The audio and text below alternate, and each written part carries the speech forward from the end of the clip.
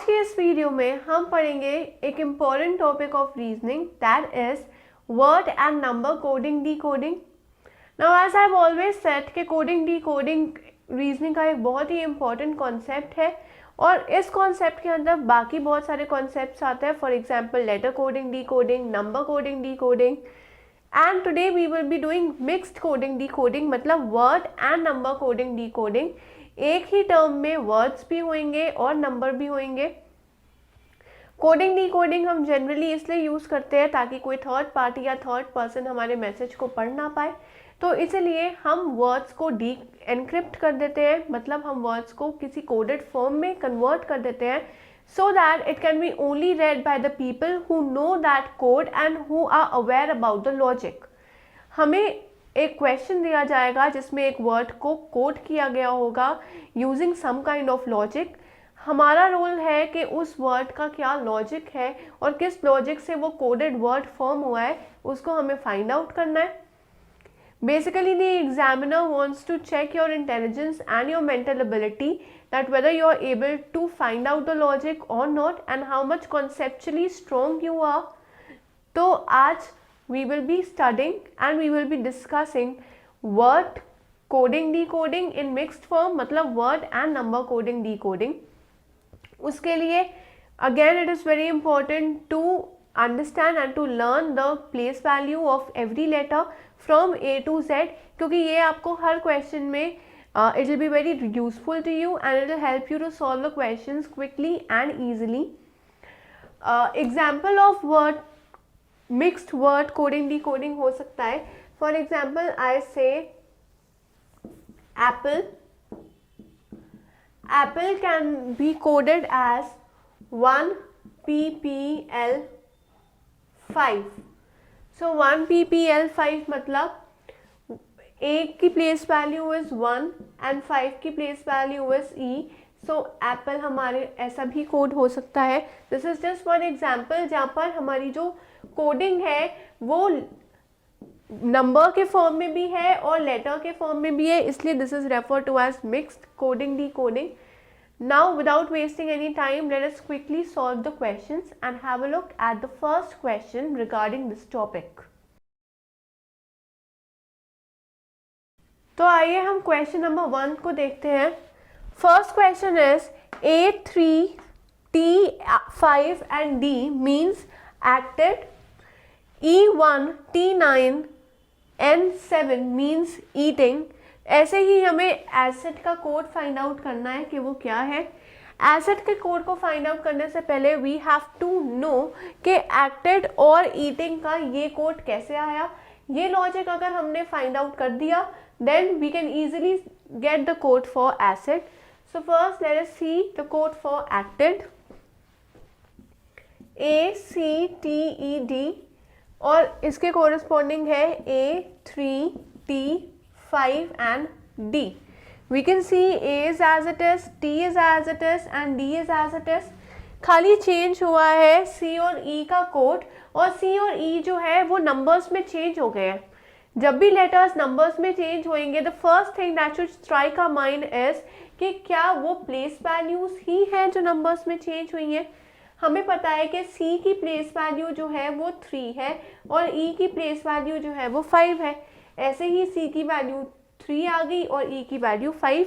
तो चेंज क्या हुआ है? कुछ भी नहीं हुआ, बस लेटर्स को नंबर्स ने रिप्लेस कर लिया है और यहाँ पर लेटर्स को उनकी प्लेस वैल्यूज से रिप्लेस कर दिया है। ऐसे ही अगर हम ईटिंग का कोड देखें, EATING,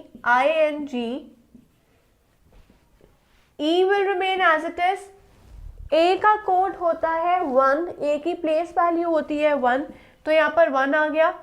T remains as it is, I की place value is 9, N is as it is and the place value of G is 7। तो हमें कोड मिल गया E1 that is 1, T9 and 7। ऐसे ही क्या किया कि यहाँ पर A की प्लेस वैल्यू लिख दी, I की प्लेस वैल्यू लिख दी और G की प्लेस वैल्यू लिख दी। Similarly, we can find the code for acid।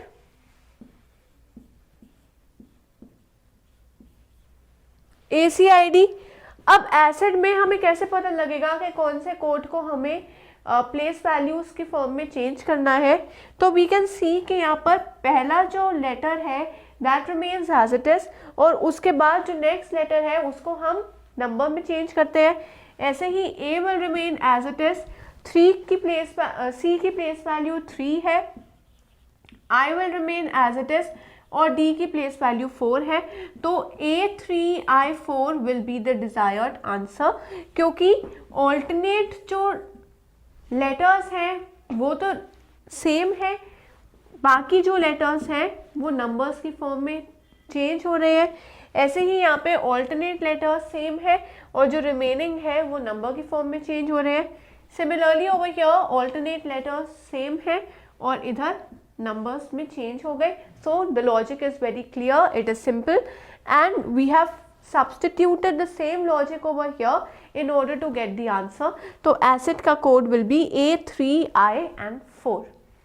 This was question number 1. Let's take a look at some more questions.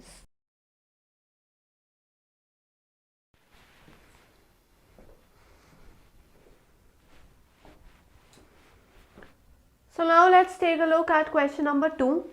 The second question says that we have to decode A9, D9 and 7. Again, अगर हम यहाँ पर लिखें A9, D9, N और 7, तो जब भी मैंने बताया यहाँ पर नंबर्स आएंगे, the first thing that should strike our mind is कि ये नंबर्स जो हैं वो किसकी प्लेस वैल्यू है, किस लेटर की प्लेस वैल्यू है. तो 9 प्लेस वैल्यू है I की और 7 प्लेस वैल्यू है G की. अगर हमें प्लेस वैल्यूज पता है तो we can get the answer in seconds. अगर यही नहीं पता होएगा तो फिर हम क्या करेंगे, मैन्युअली लिखेंगे A की प्लेस वैल्यू 1, B की प्लेस वैल्यू 2, C की 3, D की 4, E की 5, ऐसे सो ऑन टिल Z. और उसके बाद हमें पता लगेगा कि 9 की प्लेस वैल्यू 9 कोरिस्पॉन्ड करता है I को और 7 कोरिस्पॉन्ड करेगा G को. लेकिन अगर पहले से ही पता होगा, पहले से ही लर्न होगा, तो we will save that time and we can quickly skip to the next question. अब हमें पता है एक 9 की प्लेस वैल्यू जो है वो I है, D will remain as it is, यहाँ पर भी 9 की place value I, N and 7 corresponds to G. तो our answer will be AIDING, that is option number C. So option number C will be the answer, AIDING, that is my answer. Quickly I can get the answer if I know the place value of every letter. That was question number 2. अब suppose question number 3 है, if